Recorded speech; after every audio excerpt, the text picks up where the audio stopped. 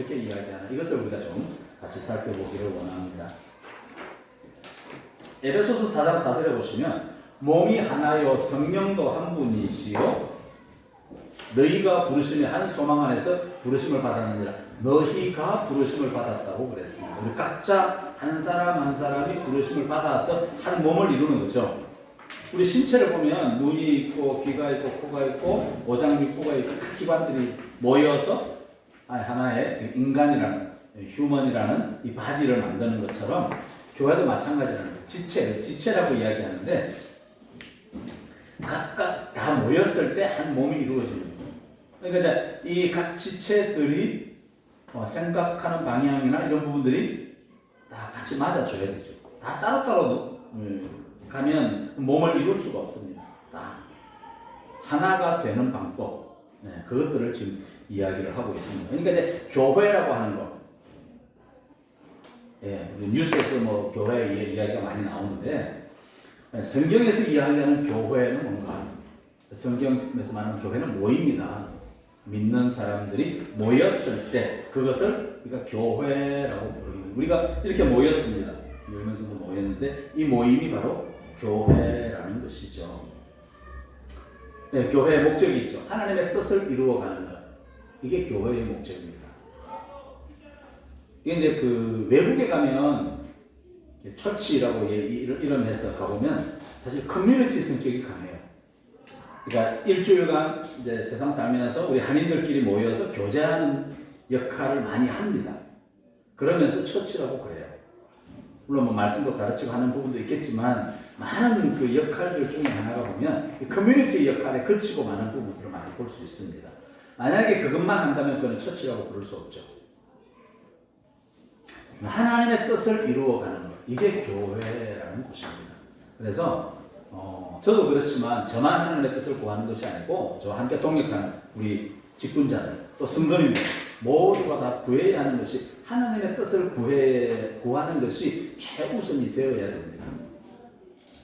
그것만 되면 돼요. 사실은 그 출발점만 첫 단추만 바로 끼면 그 교회는 사실 크게 어려움이 없습니다.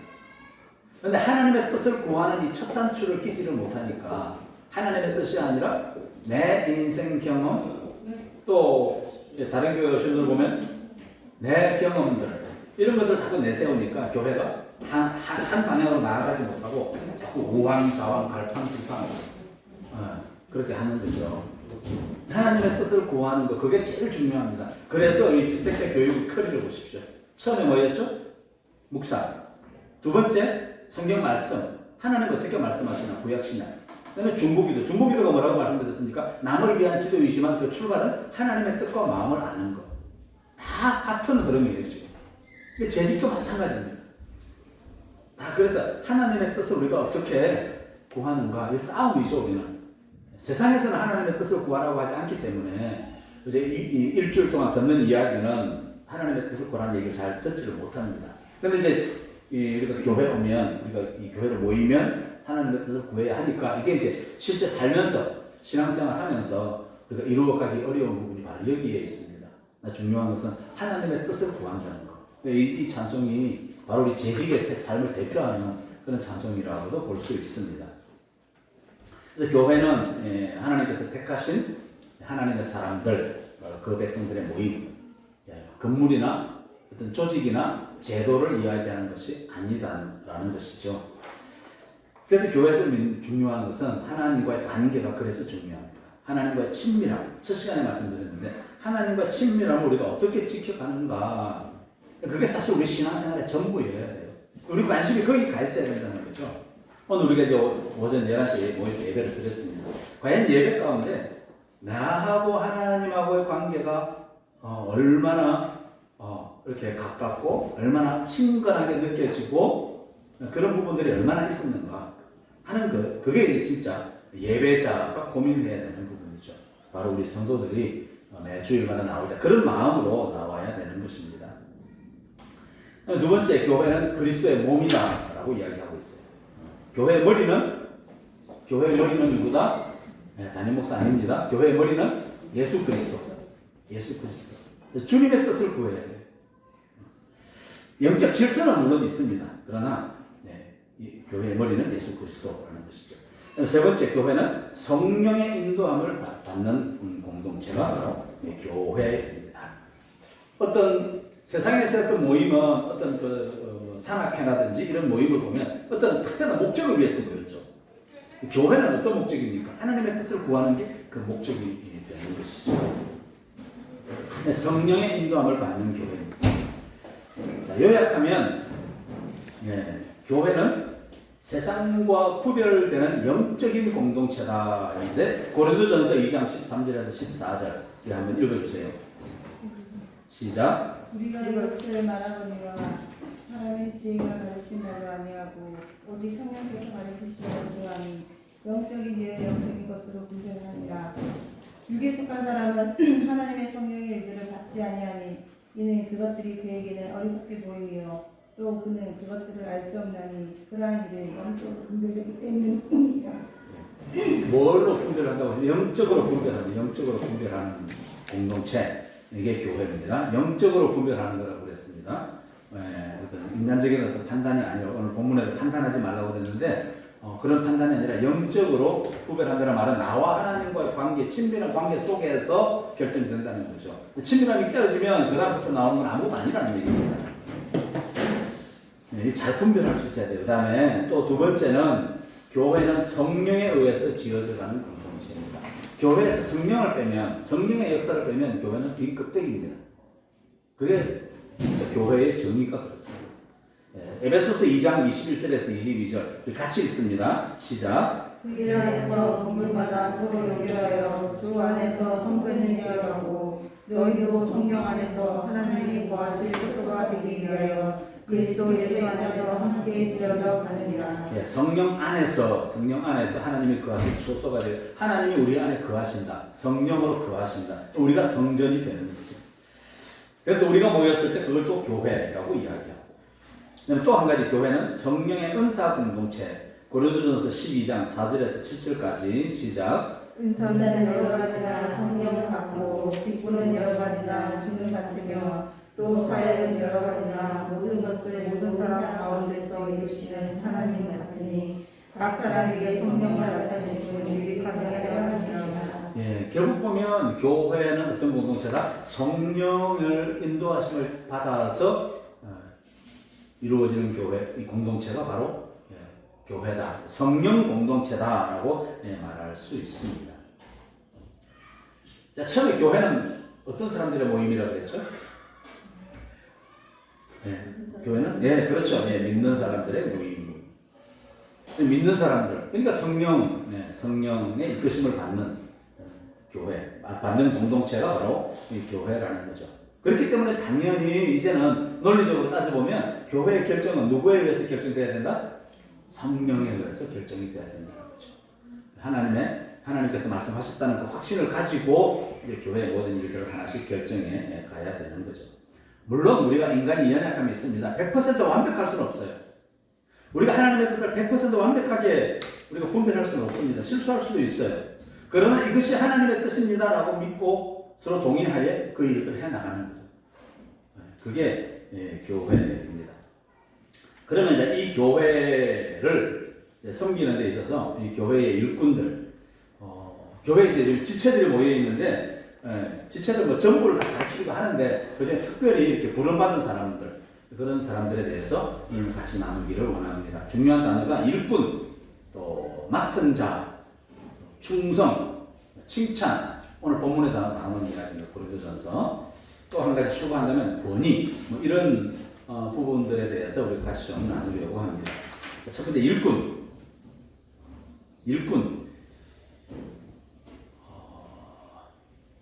우리 권사님 옛날에 일꾼 부려보신 적이 있었어요. 그 시대는 아니죠. 우리 이건 뭐. 옛날에 이렇게 마을에 부잣집 보면 주인이 있고 종이 있어요. 제가 어렸을 때 전 시골에 살았기 때문에 정말 큰 기와집에 가니까 진짜 종이 있더라고요. 그 당시만 해도. 이제 그 시골 이제 어려서 나와서는 그 뒤에는 잘 모르겠는데 실제 종을 본 적이 있습니다. 연속부 같은 데도 많이 나오죠. 일꾼이 바로 그 종이에요. 휘페르테스라는 헬라어인데 이게 이 배를 타면 배 젓는 사람들이죠. 배 젓는 사람들 제일 밑에 층에서 배 젓는 사람들을 휘페르테스라고 이야기합니다. 배 젓는 노동꾼, 막일꾼 그런 뜻이에요. 또 좋은 말로 쓰면 수종자 또는 병사라는 뜻도 있습니다. 칼 들고 현장에서 싸우는 사람들, 일하는 사람, 휘페르테스. 원래 원문의 헬라어 뜻은 누구누구 아래에서 노를 젓는다, 노 젓는 사람들을 이야기합니다. 예, 그 일꾼 휘페르테스가 다음가 나온 게 요한복음 7장에 보시면 대제사장이 예수를 잡으라고 보낸 사람들, 하속들이라고 번역되어 있죠. 이 사람들이 바로 주인 시키는 대로만 하는 사람들, 휘페르테스, 그 사람들을 이야기합니다. 일꾼의 개념이 그렇습니다. 노를 젓는 사람들이 노를 어떻게 젓죠? 노를 한 사람이 젓습니까? 수십 명이 앉아 젓죠. 우리 그 이순신 나오는 영화 명랑 거기 봐도 노 젓는 사람들 나오죠. 또 그 쉽게 그 장발장? 장발장에도 밑에 처음에 그 네네네. 영화 같은데 보면 노 하나에 한 두 사람씩 붙어가지고 박자에 맞춰서 짚죠. 북을 칠 때마다 짚고 노를 짚고 그렇게 합니다. 영화 배너에도 나오죠. 근데 이 노 젓는 사람들 모습이 어떻습니까? 아유 정말 비참하죠. 그런데 참 건장합니다. 지금 아마 우리 중에 가장 건장할 거예요. 체격도 좋고 몸이 튼튼한 사람들을 씁니다. 아무나 안 써요. 그래서 보면 건강해야 되죠. 노를 젓는 거는 노예들이 감당하는데 정말 체력 좋고 근육질의 남자들을 주로 사용합니다. 또 몇십 명씩 이렇게 들어가 있는데 중요한 건 박자가 맞아야 돼요. 조정 경기도 아니 9명 타기도 하고 7명 타기도 하는 조정 경기도 보면 박자가 안 맞으면 배가 엉망을 가지고 속도도 안 나고 박자를 잘 맞춰야 됩니다. 그래서 내 맘대로 가면은 그게 되나요? 내 맘대로 가면은 배가 나갈 수가 없죠. 그다음에 근데 이제 그렇게 많은 사람들이 있으면 꼭 이 꾀를 부리는 사람들이 있어요. 자기는 힘을 쓰는 척하면서 상대방에게 힘을 쓰게끔 맡겨놓고 전부 다 그러면 그 배는 또 앞으로 나아갈 수가 없습니다. 박자가 잘 맞아야 돼요. 이런 일을 하는 사람들이 일꾼이라는 거죠. 이런 역할들을 하는 사람. 자기 꾀대로 할 수가 없습니다. 맨 아래층에서 정말 사람들의 눈치 받아가면서 존중받지 못하고 그렇게 사는 사람들, 쾌쾌하고 냄새나고 습기찬 그런 곳에서 일하는 사람들, 이런 노 젓는 사람들을 일꾼, 성경에서 이야기하는 일꾼이라는 단어입니다. 교회 직분자가 있죠. 목사, 권사, 장로, 권사, 집사, 이런 전도사, 이런 여러 일꾼들이 있는데 그 일꾼들이 바로 이런 의미가 있는 거죠. 근데 큰 착각을 하고 있습니다. 직분을 안 받았을 때는 일꾼이라고 해요. 다른 직분자를 향해서. 근데 자기가 직분을 받으면 그때부터는 태도가 바뀝니다. 계급이 올라간 줄 알아요. 우리 한국 사람들 참 이렇게 처음 다 통성명하면 그 다음에 뭐 묻죠? 나이 묻죠. 몇 년생이냐, 무슨 띠냐. 어느 분이 그러는데 세계를 참 많이 다니신 분이신데 그분이 그런 얘기를 해요. 한국 사람처럼 줄서기 잘하는 사람도 없다고. 그런 서열화에 너무 우리가 몸에 익어 있는 거예요. 그러니까 나이로 서열을 따지고 또 회사 같으면 계급, 군대 같으면 계급으로 서열을 따지죠. 근데 참 이상한 게 우리 한국 사람들은 서열을 따져야 그거 하고 나야 그 다음에 그 안정감을 누립니다. 안 그러면 뭔가 좀 이렇게 빠진 것 같아서 불안해가지고 서로 인간관계가 이렇게 더 깊이 못 나가고 참 이상한. 이제 나중에 이 인문학자들이 이렇게 살펴보니까 오랫동안 유교 사상에 젖어와가지고 이제 줄 세우는데 그게 너무 익숙해져 있더라고요. 근데 미국 서구는 문화가 전혀 다르거든요. 문화가 전혀 다르기 때문에 성경에서 나오는 이런 거기는 이제 개인주의다 보니까 나이 많은 사람, 나이 적은 사람 그렇게 어려워하지 않습니다. 서로 그냥 친구처럼 그런 분위기가 있어요. 근데 우리나라는 그게 아니죠. 젊은 사람은 윗사람에게 대해서 절대 공손하게 해야 하는 것. 얼마 전에 유튜브 보니까 그 이제 젊은 그 유학생이죠. 유학생이 교수님한테 어떻게 술을 이렇게 술 대접하는 문화를 한국 문화를 가르치고 있더라고요. 서양 사람들한테. 이런 이제 윗사람을 존중하는 면에서는 물론 그걸 가르치긴 하는데 어쨌든 우리 한국 사람처럼 이렇게 좋은 말 하면 질서인데 이런 것들이 익숙한 사람도 그런 민족도 없다고 그런 이야기를 합니다. 그러니까 이 직분을 받으면 그때부터 어깨에 힘이 탁 들어가죠. 내가 누군데 그러면서 그게 아니고 성경에서 이야기하는 거는 직분자는 일꾼이다. 일하라고 주신 직분이에요. 그래서 일꾼은 종인데 종은 주인이 아니죠. 주인이 시키는 것만 합니다. 그 이제 종이라고 하니까 또 뭐라고 부릅니까? 종님이라고 그러죠. 만약에 종이 목에다가 힘을 주고 다니면 그 주인에게 맡기만 하죠. 주인에게 혼날 뿐입니다. 그러니까 종이 주인 행세를 하면 그러면 그 집안은 시끄러워지게 되죠. 교회가 어지러워지게 되어 있습니다. 아니, 우리 교회는 참 얼마나 좋은지 모르겠어요. 우리 장모님께서 얼마나 잘 섬겨주시는지 구석구석 필요한 부분을 다 이렇게 챙겨주시고 아무 말도 없이 그렇게 해주시는 게 또 그 사람들도 잘 섬겨주십니다. 우리 요즘 이제 우리 젊은 부부 지금 새롭게 오셨잖아요. 찬송이 찬양입니다. 우리 교회 보고 너무 좋대요. 그리고 사람들 너무 따뜻하게 잘 맞아주시고 장모님이랑 조용히 뒤에서 이렇게 섬겨주시고 그런 모습이 너무 좋다고 우리 안녕 그러시더라고요. 그래서 사랑해 주세요. 우리 교회는 아닌데 다른 교회 가면 좀 그렇지 않은 부분들이 좀 있나 봐요. 아닙니다. 일꾼은 주인의 명령에 따라서 주인의 명령에 순종하는 사람. 그게 종이고 자기 의견을 잘 내지 않습니다. 그냥 시키면 시키는 대로. 그래서 이렇게 결국 중요한 게 뭡니까? 자존심도 있겠죠. 그러나 시키는 대로 하는 이유가 뭐죠? 주님의 뜻을 이루기 위해서. 이 교회를 세우시고 나를 그 교회로 불러주신 주님의 뜻을 이루기 위해서 그렇게 하는 거예요. 주님 말씀하시면 주님의 뜻을 이루기 위해서 그렇게 내가 희생하고 그런 일들을 감당하는 겁니다. 그러니까 주님을 모르면 하나님, 예수님, 성령님에 대해서 나와 깊은 관계가 되어 있지 않으면 그게 이해가 잘 안 되는 거죠. 자, 따라하시기 바랍니다. 나는 일꾼이다. 나는 이 교회 주인이다. 그거 따라하시면 안 돼요. 나는 일꾼이다. 그림을 조금 그렸는데 보이세요 혹시? 제가 이 그림 다시 그릴수록 배가 있으면 제일 밑에서 일하는 노동자, 노젓는 사람들, 그게 바로 직분을 받을 사람들, 일꾼 개념이라는 겁니다. 자, 성경에서 최초로 직분을 받은 사람이 있습니다. 최초로 사명을 받은 사람. 최초라고 하면 그냥 아담이라고 말씀하시면 돼요. 아담. 창세기에 보면 5가지 명령을 하시죠, 하나님께서. 이 땅을 생육하고 번성하고 충만하라라고 하셨습니다. 그 다음에 다스리고 정복하라. 하나님이 지으신 이 자연 만물을 잘 관리해라. 이 너의 임무다. 모든 자연을 다스릴 수 있는 권한을 아담에게 주셨습니다.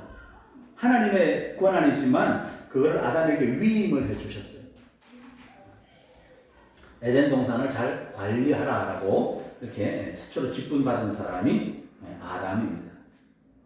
결국 여기서 이야기를 시작하면 어디까지 갈 수 있느냐면 교회의 모든 직분, 또 직분에서 나오는 그런 권위는 어디서부터 누구에게서부터 나온다? 하나님에게서부터 나온다는 것을 우리는 알아야 합니다. 사람의 손으로 이렇게 이루어져 가고 사람들이 모여서 이루어지는 것 같지만 그 배후에는 하나님께서 역사하신다는 거죠. 이게 우리의 믿음입니다. 또 한 가지 중요한 사실, 직분자를 세우는 동기는 왜 세우는가? 교회의 필요에 의해서 직분자를 세웁니다. 이 사실이 굉장히 중요합니다. 직분자는 교회의 필요에 의해서 세웁니다. 그러니까 결코 개인의 명예가 될 수 없다는 거죠. 이게 무슨 군대 진급하는 문제 이게 전혀 아니라는 겁니다. 종이라고 제가 말씀드렸잖아요. 그리고 인생의 목표가 되어서도 안 됩니다. 그렇다고 해가지고 직분이 주어질 기회가 있는데 또 당에서 의논하고 성도님들도 추천하고 그렇게 해서 직분이 주어지는데 고사해서도 안 되는 거예요. 이 교회의 필요에서 하나님의 뜻을 따라서 이루어지는 것이기 때문에 우리는 거기는 순종해야 되는 게 맞습니다. 고사해서도 안 되고 순종해서 받아야 되죠. 교회에서 필요하다고 하는데. 그러니까 믿음으로 살아야 되는 겁니다. 어떤 사람이 투표를 했는데 장로에서 떨어졌어요.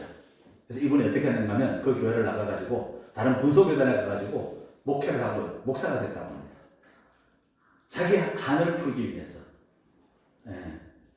참 그런 경우가 있다고 그래요. 그래서 자기 성취를, 응? 자기 만족을 위해서 이렇게 하는 경우도 있다고 합니다. 예전에 제가 여기 부임하고 얼마 안 돼가지고 대전에 은사 목사님이 어느 11시 예배를 딱 인도하는데 아니 그 머리 이렇게 벗겨지신 은사 목사님이 저쪽에 앉아 계신 거예요. 그래가지고 예배 끝나자마자 가가지고 아니 목사님 오신다고 좀 말씀을 하시지 오시면 제가 축도라도 이렇게 해주시면 얼마나 좋습니까? 영적 권위가 있으신 분인데 그렇게 말씀드리니까 그 목사님 하시는 말씀이 나는 오늘 그냥 성도로 여기 왔다고. 예. 그러면서 나도 목사님 그냥 축도하는 거 너무 좋았다고 은혜가 됐다고 그런 말씀을 하시더라고요. 그러면서 그렇구나. 그냥 예배자로 그날은 내가 평신도로 오셨던 거예요. 참 많이 배웠습니다. 그다음에 제가 이 교회에 와서 이 교회 지금 은퇴 목사님 다음 주에 오실 텐데 제가 참 처음에 딱 이 교회에 와서 그 은퇴 목사님 이제 인도하는 예배에 처음에 예배 드렸을 때 참 은혜가 됐습니다. 지금도 저도 그렇게 배워서 따라하고 있는데 그게 뭔가 하면 외부에서 보통 이렇게 목사님이 오시면 그 예배 인도할 때 이제 그 강사 목사님을 강대상에 앉혀놓죠. 강대상에 이렇게 앉게끔 많이 하시는데 물론 저희도 그럴 때가 있긴 한데 근데 이 은퇴 목사님이 이제 예배를 쭉 인도하시는데 어떻게 하시는가 하면 강대상에 이제 외부에서 오신 목사님 올라가세요. 외부에서 목사님 올라가면 이 담임 목사님은 자리에서 내려와서 회중석에 앉으시죠. 제가 그 모습 보면서 말씀 앞에서는 그 교회의 담임 목사이지만 하나님의 말씀을 전하는 그분 앞에서는 하나의 말씀을 듣는 사람으로 회중으로 말씀을 받는 사람으로 회중석에 앉아서 예배를 드리는구나. 그 모습이 너무 인상적이었습니다. 지금도 저는 그래서 누가 외부에 오시면 내려가잖아요. 강대상에 안 있잖아요. 내려가서 앉는 이유가 바로 거기에 있습니다. 그 순간만큼은 저도 예배자로 그냥 있는 거죠. 이런 부분들을 우리가 잘 유념해서 우리가 신앙생활을 해야 됩니다. 이제 임직을 받게 되실 텐데 임직을 받아야 이제 호칭이 바뀌죠. 임직은 다른 말로 하면 죽으러 가는 길이다라고 볼 수 있어요. 희생과 손해만 따르는 길. 아까 노젓는 사람들 비유로 말씀드렸잖아요.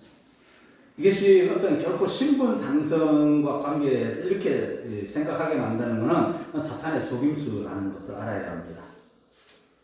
축하를 하죠. 신분 상승 때문에 축하하는 게 아니라는 것입니다. 축하하는 이유는 뭡니까, 그러면? 출세가 아니라 하나님의 교회를 위하는 일꾼으로 선정이 됐기 때문에. 성도님들이 보시고, 하나님께서 보시고, 이 사람은 하나님의 교회를 위한 일꾼으로 적합하다. 하나님의 인정을 받은 거죠. 우리가 그것을 공부하는 것이기 때문에 그래서 축하받는 거죠. 그래서 사람들의 축하를 받는 겁니다. 영원한 상급이 주어지는 일이기 때문에 그래서 우리가 함께 축하해주고 격려해주고 하는 겁니다. 결코 착각하시면 안 되는 거죠. 그 다음에 또 옛날에 어떤 교회 보니까 이 직분을 받을 때 얼마씩 낸다. 매번 매직 하는 것도 아니고 하여튼 더 이상 얘기하지 않겠습니다. 헌금을 강요하는 것 결코 있을 수 없습니다. 어떤 형태든지 헌금은 강요될 수 없습니다. 헌금은 나와 하나님과의 관계에서 내는 거지 거기에 주변의 세력이 들어가면 안 돼요. 그리고 누가 얼마 하니까 나는 얼마 해야지. 이것도 아닙니다. 나와 하나님과의 관계에서만 하는 거예요. 그러나 헌금은 반드시 드려야 됩니다. 왜냐하면 하나님께서 레위기 보시면, 그래서 레위기가 중요해요. 예물을 반드시 제사 때마다 드리라고 했습니다. 예물이 있을 때, 예물을 통해서 우리가 죄사함을 받고, 이제 신약에 와서는 조금 개념이 달라지긴 하지만, 하나 예물을 드릴 때 돈이 있는 곳에 우리 마음이 있다고, 우리가 가장 중요하게 여기는 것을 드리는 거, 귀한 것을 드리는 거, 월스, 가장 가치 있는 것을 드리는 것이 예배거든요. 우리가 사실 세상에서 돈을 귀하게 여기지 않습니까? 그걸 드리는 것이죠. 그러니까 우리가 그런 부분들을 우리가 잊지 말아야 됩니다. 희생하는 데 이야기하다 그렇게 갔는데 영원한 상급이 주어지는 것이다. 그 다음에 직분은 결코 사고 파는 건 아니다. 이 생각이 이제 잘못되면 세습 얘기가 그래서 나오는 거거든요. 이런 데 대해서 전혀 생각을 안 하고 있으니까. 제가 이제 이 자료를 찾다가 정말 기가 찬 이야기를 들었습니다. 한 분이 어떤 교회 실화예요. 한 분이 이제 피택 직전에 아주 거액의 헌금을 했습니다. 근데 피택에서 안 됐어요. 나중에 목사님 찾아와가지고 자기 헌금 돌려달라고. 무엇 때문에 하는지 전혀.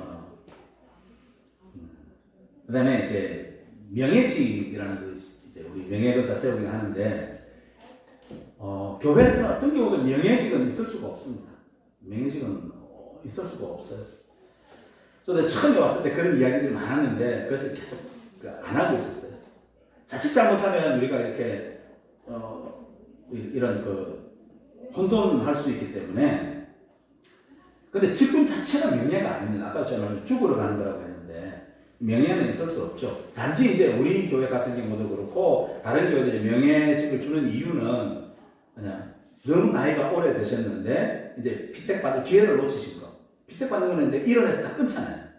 일원에서 끊어버리는데, 그 기회가 없어서 갖지 못하시는 분들, 오랫동안 교회에서 오랫동안 충성봉사하신 분들, 그런 분들에 대해서 우리가 이제 공경하는 마음으로, 성도들의 마음을 모아서 호칭으로 이렇게 불러주는 권사님, 집사님, 장로님, 그런 의미에서 이제 우리가 명예 권사를 드리는 겁니다. 공동체에서 서로 이제 합의가 돼서. 근데 어떤 결코 명예 그 자체를 위해 인정하고 드리는 것이 아니라는 거, 그걸 우리가 잘 분별을 할 수 있어야 됩니다.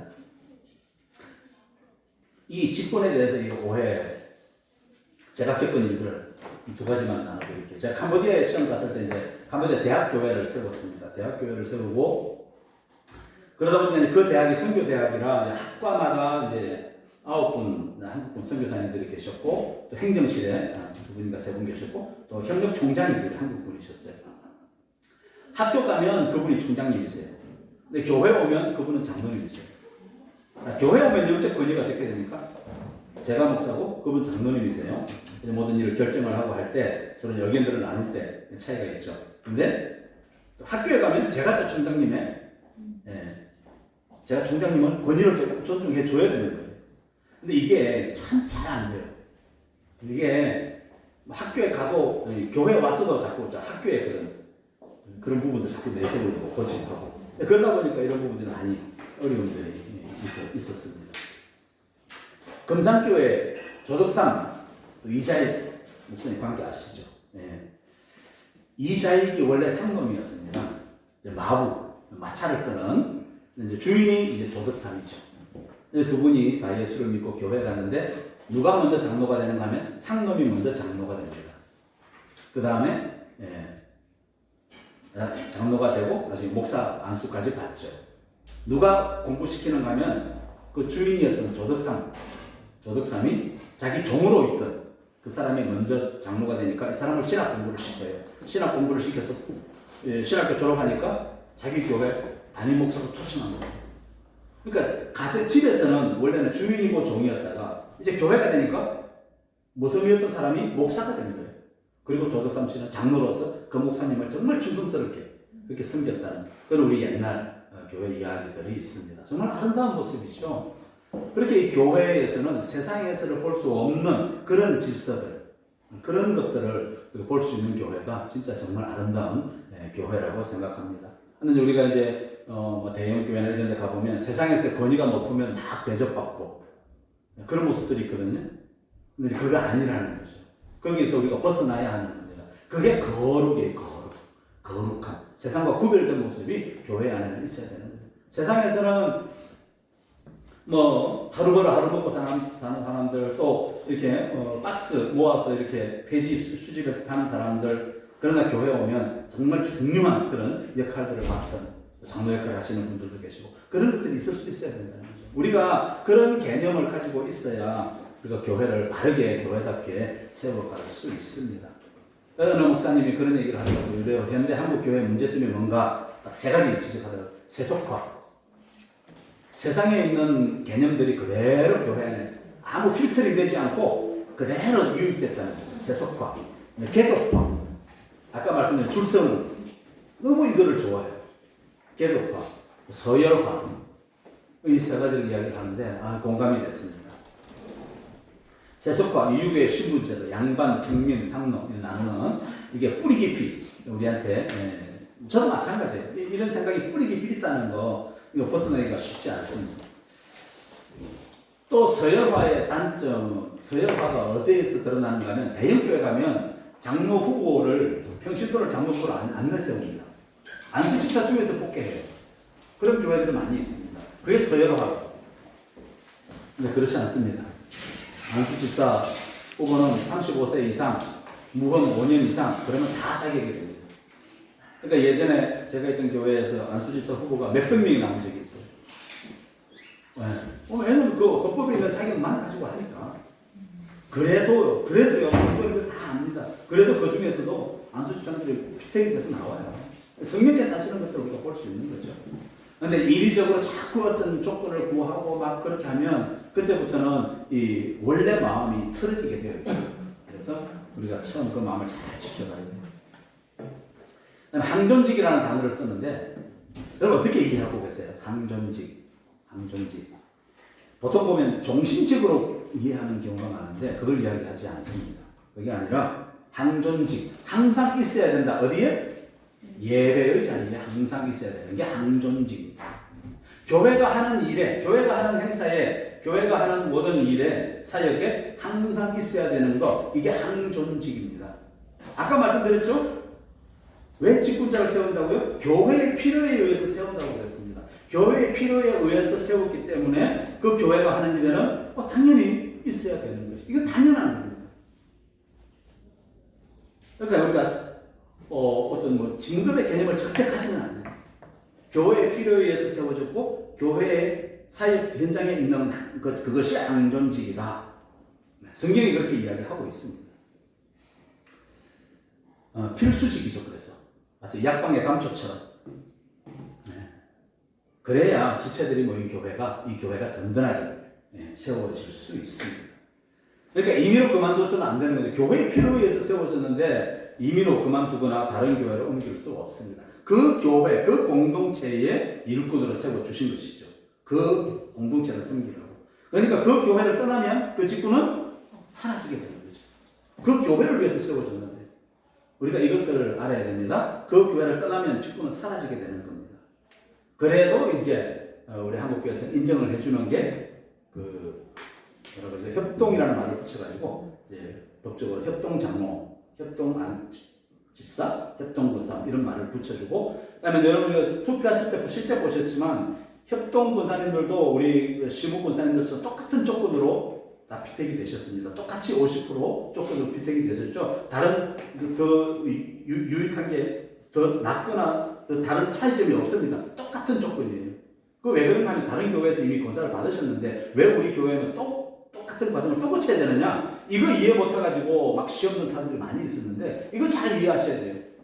교회의 필요에 의해서 세워졌고 그 교회에서 직분자지 그 교회를 옮기면 제로예요. 아무것도 아니돼요. 그러니까 이름은 협동권사라고 불러주지만 그 교회에서 다시 피택이 되어야 하는 거죠. 이게 맞습니다. 교회를 위해서 세워졌다는 말. 이런 부분들을 사실은 이제 교회가 잘 가르쳐야 되는데, 이제 사실은 그 목사들도, 저도 그렇지만 목사들도 사람이다 보니까 서열로 따지면 목사가 제일 위처럼 보이잖아요. 그러니까 목사들이 잘 안 가르쳐야 해요. 이제 그런 것들을 누리려고 해서 그런지는 모르겠는데, 중요한 것은 기능입니다. 기능.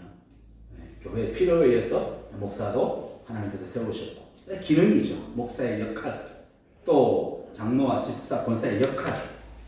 이 직분을 이해하려면 이 팀 제도를 보는 중. 오늘 팀 사역과 비슷합니다. 그래서 이제 어떤 그 목사님 교회 그렇게 하셨다고 그래요. 그 교회에서 이제 장로로 있다가 이분이 장로로 섬겨야 될 부분이 너무 많으니까 장로를 내려놓으셨어요. 장로에서 내려와서 그냥 집사로. 장로로 있다가 집사로 내려와서 집사로 섬겼고. 왜냐면 자기는 이제 더 이상 장로 역할을 좀 쉬겠다는 거예요. 장로를 역할을 쉬고 집사 역할을 감당하겠다고. 그래가지고 그 교회에서 집사로 계셨던 그런 분들 이야기 들었습니다. 여기 우리 한국 교회에서 뭐 현실과 조금 그 차이가 나긴 하지만 개념이 그렇다는 거죠, 우리가. 그래서 그 다음에 이제 두 번째 비밀을 맡은 자. 비밀을 맡은 자. 맡은 자라는 것은 이제 헬라어로 오이코노모스라고 되는데 오이코스가 집입니다. 오이코스가 집이고 노모스 다스리다. 집을 관리하는 사람. 집을 관리하는 사람. 이 오이코노모스를 영어로 번역하면 스튜어드라고 이야기하는데 간사, 급사, 승무원 이런 것들이 있습니다. 승무원. 비행기, 항공기 타면은 스튜디스가 나오죠. 이게 이 단어에서 나왔습니다. 이 단어에서 나왔는데 항공사가 자기 소유는 아니잖아요. 근데 일단 비행기를 타면 마치 자기 집에 온 것처럼 그렇게 스튜디스가 승객들을 섬기는 것들을 볼 수 있습니다. 그런 개념이라는 거죠. 자기 집처럼 왔다 갔다 하면서 승객들 물도 갖다 주고 커피도 갖다 주고 밥도 갖다 주고 다 이렇게 서빙을 하죠. 승객을 정말 왕처럼 섬깁니다. 화장실도 청소하고 이런 모습. 이게 자기 집은 아니지만 자기 회사, 대한항공, 아시아나 이런 대한항공에 근무하기 때문에 그 회사를 위해서 이걸 우리가 청지기예요. 청지기. 내 것이 아닌데 내 것처럼. 교회도 마찬가지죠. 내 소유는 아니지만 내가 소속되어 있고 그렇기 때문에 내가 최선을 다해서 섬기는 모습. 청지기로 섬긴다는 거죠. 내 것 아닌데 내 것보다 더 아끼고 더 사랑하는 사람. 그 사람이 직분자라는 거죠. 바로 이제 저도 그렇고 여러분들이 바로 하나님의 교회, 하나님의 집의 청지기들, 청지기. 일꾼은 곧 청지기입니다. 우리 집 관리 내가 하죠. 집에 이렇게 가다가 발에 이렇게 걸리적거리는 거, 더러운 거, 머리카락 떨어져 있으면 다 치우시죠. 교회도 마찬가지라는 거죠. 그냥 내 눈에 보이면 그냥 내 집이거니 하는 거죠. 쉽게 말씀드려서 내 집이다라고 여기는 겁니다. 우리 집에 예를 들면 화장지가 있으면 그것도 아껴 쓰잖아요. 근데 어떤 데 막 교회 화장실에 가보면 화장지가 막 이렇게 뭉치채 막 들어가 있고 그런 것들 보면 마음이 좀 좋지 않습니다. 낭비하는 자체가 문제가 아니라 이 교회를 어떻게 생각하는가 하는 부분들이 너무 마음이 좋지 않아요. 그래서 정말 내 집처럼, 아니 내 집보다도 더 그렇게 아끼고 사랑하는 마음, 그것이 바로 주님을 향하는 마음.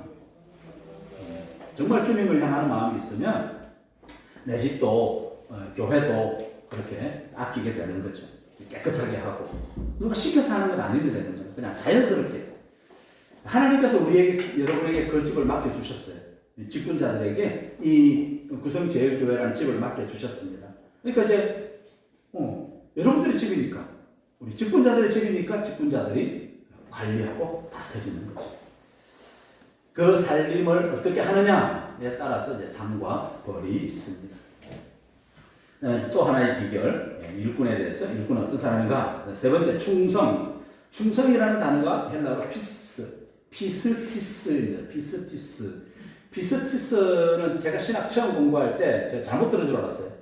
왜냐하면 저는 믿음이 피스티스다 이렇게 알고 있는데 충성하니까 또 피스티스 하는 거예요. 무슨 PT 체조를 맨날 하나. 근데 알고 보니까 같은 단어예요. 믿음이라는 말과 충성이라는 말이 같은 말이다. 헬라어 같은 말입니다. 아주 중요한 의미죠. 한마디로 충성은 믿음으로 행하는 것, 최선을 다하는 것이죠. 내 힘을 다하는 것. 쉽게 할 수 있는 일은 물론 하죠. 할 수 없는 일도 때에 따라서는 명령했으면 그냥 최선을 다해보는 겁니다. 좀 억지 얘기는 하지만 전에 어떤 목사님이 이 예를 들길래 제가 메모를 해놨었습니다. 만약에 하나님이 컵을 들고 있으라. 만약에 말씀하시면 지금 저는 계속 이야기를 해야 되잖아요. 발 아프잖아요. 하나님이 말씀하시면 그냥 들고 있어야 되는 거예요. 이유 없습니다. 하나님 말씀하셨으면 그냥 들고 있는 거예요. 그게 순종이고 그게 직분자가 감당해야 되는 부분입니다. 명령 받았으면 그냥 그대로 하는 거예요. 근데 그렇지 않고 내 임의대로 내 생각대로 이거는 이해가 안 된다고 해가지고 내 생각대로 판단해서 이렇게 놓는다든지 그런 잘못하면 깨질 수 있거든요. 눈에 보이지 않지만 여기 쇠가 있을 수도 있고 또 기울인다든지 그럼 물 쏟아지겠죠. 만약에 하나님께서 여러분에게 강대상을 들고 있으라 말씀하시면 어떻게 해야 될까요? 들 수 있어요? 못 들죠. 그래도 들고 있어야 됩니다. 정답이에요. 더는 신용이라도 해야죠. 하나님 들 수 있게 힘주세요. 하나님 말씀하셨으면 어디 길이 있지 않겠어요? 하나님 말씀하셨으면 주님 말씀하시면 내가 나아가리라. 말씀하셨으면 그대로 하는 신용이라도 해야 돼요. 그럼 하나님께서 그 믿음 보시고 힘을 주실 수도 있거든요. 하나님은 허투루 말씀하시는 분이 아니시기 때문에 그렇습니다. 포기하지 않고 최선을 다해보는 것이죠. 우리는 강대상을 들으라 하면 들 수 있도록 비지땀을 흘리면서 저기 헬스장에 가가지고 체력도 관리하고 막 달리기도 하고 아린도 하고 그래가지고 힘을 키우는 거죠. 발등을 찌을 수도 있고 또 어깨가 빠질 수도 있을지 모르지만 그래도 하나님 말씀하셨으면 한번 해보는 겁니다. 끙끙거려 보는 거죠. 내 생각대로 판단하는 것이 아니라는 것입니다. 주인의 명령에 따라서 그대로 해보는 것입니다. 노아에게 하나님께서 산에다가 배 만들라고 했을 때 상식으로 이해가 되는 때가 전혀 아니죠. 배는 바닷가에 만들어야 됩니다. 그래야 띄우기 쉽죠. 원자력 발전소 전부 다 바닷가에 짓습니다. 근데 산속에 지어라 그러면 그건 말이 안 되죠. 근데 노아에게 하나님께서는 산에다가 그것도 상상할 수 없는 그 당시 이 조선 기술이 뭐 거의 없었죠. 나무 하나 베가지고 하는 정도인데 근데 거기다가 배를 만들라고 했습니다. 큰 배를. 축구장만한 배를 만들라고 했어요. 근데 노아가 어떻게 했습니까? 순종했죠. 순종할 자체가 기적이라고 생각합니다. 그 동네 사람들 가만히 있었을까요? 정신 나간 사람들. 정신병원에 가보라고. 막 그러지 않았겠습니까? 또 주변에서 또 아들 셋, 며느리 넷, 식구 8, 다른 식구들 가만히 있었을까요? 막 팔 붙잡고 난리치지 않았겠습니까? 나중에는 같이 도왔겠지만. 그러나 노아는 그대로 했다는 겁니다. 우리가 그 상황 속에 들어가 보면 이 노아처럼 이렇게 지어주는 거 쉬운 일 아닙니다. 그 반대로 무릅쓰 가면서 끝까지 그 일을 진행을 한 거죠. 나만 장군, 어린 계집종의 말대로 요단강에 몸을 7번 담갔어요. 6번 담글 때까지 아무 일도 일어나지 않았습니다. 우리 같으면 어떻게 할까요? 한두 번 담가보고 아무 일 없으면 이거 아닌 게벼, 내가 하나님 말씀을 잘못 들은 게벼 그렇게 하지 않겠습니까? 그러나 끝까지 순종했을 때 나을 수 있었습니다. 여리고성도 마찬가지예요. 이래서 믿음으로 행하는 것이 필요합니다. 그러니까 충성이라는 말, 피스티스라는 말은 성경 쭉 보면 신학자들이 보면 완료형이 없습니다. 영어 시제로 미래 완료형만 있어요. 앞으로 이루어질 일들 미래 완료형만 동사 시제가 있는 것을 볼 수 있습니다. 주님 앞에서는 그날까지 충성을 다하는 것이죠. 발등을 찢고 어깨가 빠져도 최선을 다해 보는 겁니다.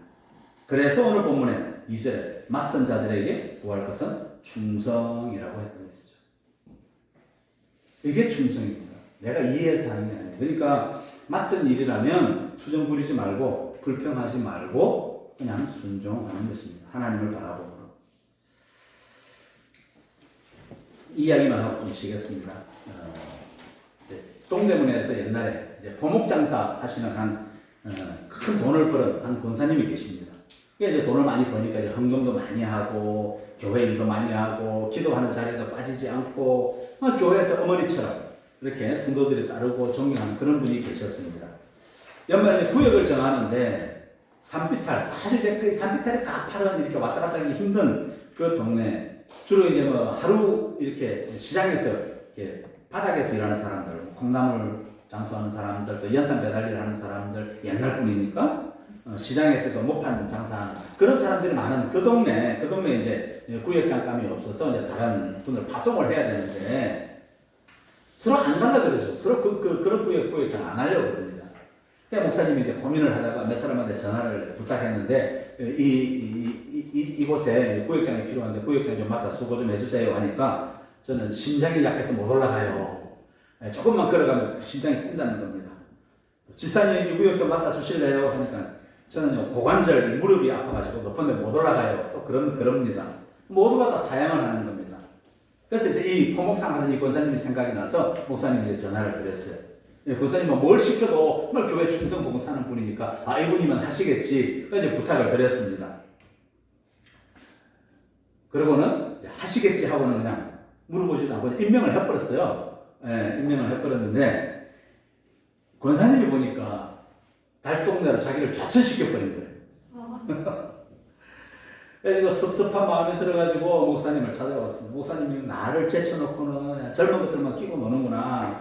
목사가 그러면 안 되지 하면서 서운한 마음이 막 들기를 시작한 겁니다. 그러니까 그 다음부터 설교가 은혜가 되지 않았습니다. 마음이 확 닫혀버렸죠. 막 화가 끌어올랐다 내렸다, 올랐다 내렸다. 그날은 인사 나누고 집으로 가버렸습니다. 분을 사귀지 못하죠. 전화해가지고 그냥 권사고 구역장에 다 못한다고 그냥 전화할까. 그러면 또 남들은 또 나를 보고 믿음 좋은 권사님, 우리 권사님 하는데 또 말랄까봐 또 그러지도 못하고 한 주간 내내 이 분해가지고 절 줄을 몰라 하다가 자, 그 다음 주에 가서 앞자리에 앉았을까요? 뒷자리에 앉았을까요?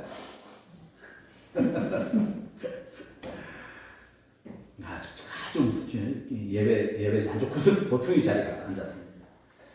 목사님이 광고 시간에 이제 구역장들에게 다음 주간에 이렇게 구역 대신방하고 한 주간 동안 대신방 새로 구역 짰으니까 보고서를 다 제출하세요. 그러니까 이 딴 사람들은 이제 문제가 없는데 이 권사님은 분이 가라앉지 않았습니다. 할까 말까. 결론은 마지막 대신방 한 번만 하고 내가 끝내버리자. 한 번만 하고 그만두자. 그래야 이제 월요일 날 쉬고 화요일부터 이제 껌과 사탕과 또 만나면 애들 만나면 또 주려고 이런 간식거리 챙겨가지고 이제 산동네로 갔습니다. 그날따라 진눈깨비가 내리네요. 언덕을 정말 숨차게 이렇게 위태위태하게 살짝 미끄러지면서 언덕백에 올라갔습니다. 올라가면서 누가 생각났을까요? 주님이 생각났을까요? 목사님이 생각났을까요? 목사님이 아니고 목사. 화가 치밀었습니다. 신방관 집 문 앞에서 계세요? 교회에서 왔어요? 그래야 되는데 화가 나 있으니까 이쑥! 그럽니다. 그 다음 집에 가가지고 이 사람이 개미 한 마리도 없나? 개미 새끼도 안 보여. 막 그런 이야기를 하고 있는데 누가 반가워하겠어요? 그러니까 신방 못했습니다. 한 가정도. 땅은 미끄럽지, 계속 진눈깨비 내리지. 내려가는 게 더 어렵습니다, 원래. 내려오다가 미끄러졌어요. 미끄러가지고 두 바퀴를 굴렀습니다. 그리고 자리에 누웠어요. 다리가 부러지는 건 아니에요. 근데 잘 낫질 않네요. 1년, 2년, 3년. 나중에 이 고사님이 방에다가 이 봉, 자꾸 일어설 수 있는 봉을 설치해야 겨우 몸을 일으키는 정도. 그 정도가 그냥 되고 말았어요. 나중에 제가 목사님이 신방 갔을 때, 이 권사님이 하소연합니다. 목사님 소원이 있어요. 하나님이 다시 제가 여기서 이 자리에서 일어나기만 해주시면 한 번이라도 좋으니까 내가 맡았던 구역 한번 신방이라도 한번 해보고 싶습니다. 네, 그렇게 권사님이 그 고백을 하셨다고 합니다. 그럼 맡으신 일이 힘드실 수 있습니다. 그냥 하십시오. 하나님께서 다 알고 계십니다. 취미에 맞거나 안 맞거나 내 적성에 맞고 안 맞고 그것이 아닙니다. 그냥 하나님께서 다 알아서 맡기시는 하나님을 바라보시고 그냥 감당하시기 바랍니다. 그냥 싫으네 좋으네 마음에 드네 아니네 할까 말까 그러면 안 됩니다. 그렇게 따지는 것이 아니고 오늘 본문에도 판단하지 말고 그냥 충성, 마음의 중심을 드리는 것 이것이 충성입니다. 여기까지 하고 잠시 쉬겠습니다. 그것도 괜찮은데.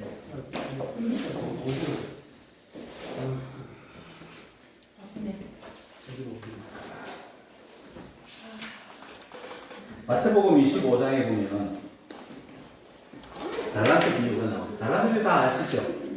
네, 5달란트, 2달란트, 1달란트. 근데 5달란트 받은 사람과 2달란트. 5달란트면 얼마나 될 것 같아요? 우리나라 돈으로? 30원. 네, 60억. 60억. 60원이에요. 1달란트 받은 사람이 그러니까 거의 10억, 12억이 되죠. 작은 돈 받은 게 아니에요. 근데 이제 그 돈을 5달란트, 2달란트 받은 사람은 이윤을 몇 프로 나겠습니까? 100% 이윤을 나겠어요. 요즘 장사해가지고 100% 이윤 남기기 쉽지 않죠. 저는 장사는 못하지만, 네? 10원에 묵은 데다가 8원에 팔 사람이지만, 어릴 때 주변에서 어른들이 그러더라고요. 저 광수비는 10원에 묵은 데다가 8원에 팔 사람. 절대 장사하지 말라고. 자, 5달란트 받은 사람과 2달란트 받은 사람 받은 칭찬이 어떻죠? 똑같죠? 5달란트, 2달란트는 2배 만 차이인데 받은 칭찬은 똑같습니다. 그런데 중요한 거는 1달란트 받은 사람은 전혀 아니죠. 사실 5달란트, 2달란트 받은 사람 100% 이윤 남기려면 얼마나 뼈 빠지게, 쉽게 해서 뼈 빠지게 일했을 겁니다. 밤잠 못 자고 그렇게 일했을 겁니다. 네. 주인의 마음을 알고 그 주인이 뭘 원하는지 그걸 알고 그 일들을 그렇게 행한 거죠. 주인의 마음을 기쁘게 해드리고 자기 돈 아니잖아요. 그런데 주인에게 이렇게 충성하는 모습을 볼 수 있습니다. 그랬을 때에 마태복음 25장 11절, 13절에 보시면 즐거움에 참여할지어다 라고 했습니다. 이 당시 문화는 종하고 주인하고 절대 한 상에서 같이 안 먹습니다. 그런데 이 주인의 밥상에 같이 앉아서 식사하는 그런 영광스러운 그런 상급을 하나님께서 약속해 주신 거예요. 저는 1달란트 받은 사람은 어두운 데로 내쫓긴다고 그랬습니다. 그러면서 있는 1달란트도 빼앗긴다고 그랬어요. 완전히 쉽게 말해서 속된 말로 알거지가 된 거죠. 슬피 울며 이를 갈리라라고 말했습니다. 이 이야기 무슨 얘기냐면 결국 우리가 주인의 부르심에 대해서 우리가 어떻게 행동하느냐, 어떻게 믿음으로 사느냐 아니냐에 따라서 믿음으로 사느냐 내 생각으로 사느냐에 따라서 상과 벌이 분명히 있다는 것을 우리에게 알려주고 있습니다. 그래서 우리 맡은 사람들 받은 달란트, 맡은 직분에 대해서 우리가 어떻게 신앙생활 하느냐, 어떻게 관리하느냐 하는 것은 아주 중요한 것을 우리가 알 수 있습니다. 그래서 나에게 주신 직분, 달란트에 있으면 최선을 다하는 것. 네. 가장 좋은 표현이 최선을 다한다. 내가 할 수 있는 거 요만큼 있으면 최선을 다하는 거는 거기서 조금 더 플러스 알파예요. 그게 최선을 다하는 겁니다. 내가 할 수 있는 만큼 하는 거, 그거는 당연한 거예요. 그 다음에 거기다가 플러스 알파. 조금 더 넘치도록 하는 거. 이게 최선을 다하는 겁니다.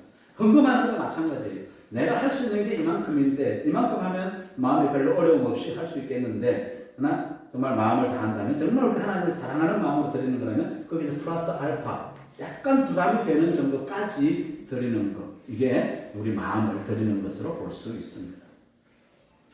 자, 그 다음에 재직의 삶의 실제에 대해서 몇 가지 좀 짚고 넘어가도록 하겠습니다. 이게 여러 부분들을 좀 하시다 보니까, 제일 첫째, 주일 성수. 주일과 안식일 구별은 하시죠? 예. 이제 얼마 전에 제가 말씀드렸는데, 주중에 살면서, 세상 속에 섞여서 살면서 내 하나님과의 나의 관계가 삐뚤어지고 어그러지고 잘못된 부분들을 조율하고 튜닝하고 다시 원위치시키고 리셋하는 게 주일날 이루어집니다. 그래서 우리 직분자가 그 일이 없으면 안 돼요. 그 일이 하나님과의 관계가 어긋난 상태에서 어떤 일을 하게 되면 그 일이 잘못된 방향으로 가기 쉽습니다. 그래서 반드시 주일 성수는 지켜야 합니다. 성경을 우리가 다른 말로 캐논이에요. 캐논은 대나무로 만든 자에다가 딱 견주어가지고 잘못된 거 있으면 바로 돌이키고 잘못된 거 있으면 바로 돌이키고 다시 휘어진 것을 바로 잡는 거. 이게 성경이죠. 주를 위한 날이 되어야 주일 성수는 내가 쉬는 날이 아니고 주를 위해서 최선을 다하는 날, 나의 한계 플러스 알파 하는 날, 이게 주일입니다. 그래서 우리가 예전에 언젠가 이렇게 꽤 오래됐는데 벌써 놀토가 되면서 많은 목회자들이 고민을 많이 했습니다. 놀토가 되면 전부 1박 2일로 다들 놀러 가지 않을까 염려를 했는데 그거는 아무 염려할 게 없었어요. 매주 놀러 갑니까? 아니고 토요일 날 그동안 못했던 그 볼일도 보고 토요일 날 좀 안식도 하고 쉬고 육신이 쉬고 주일을 위해서 토요일 날 잘 준비했다가 주일 날 열심히 주를 위해서 섬기는 날, 그렇게 해석하니까 오히려 토요일 날 놀토된 게 정말 감사한 거예요. 실제 그렇게 지금 사시는 분들이 많이 있습니다. 그리고 이제 우리 직장인들도 계신데 할 수 있으면 출장 일정도 정해지면 조정하는 거예요. 주일 날 교회 예배 마치고 갈 수 있도록 그렇게 조정하고, 출장지에 가서도 물론 당연히 예배 드려야 됩니다. 시간을 찾아서 주변의 교회를 찾아서 예배를 드릴 수 있어야 되죠. 이거 주일을 위해서 토요일을 지혜롭게 쓰는 것이 필요합니다.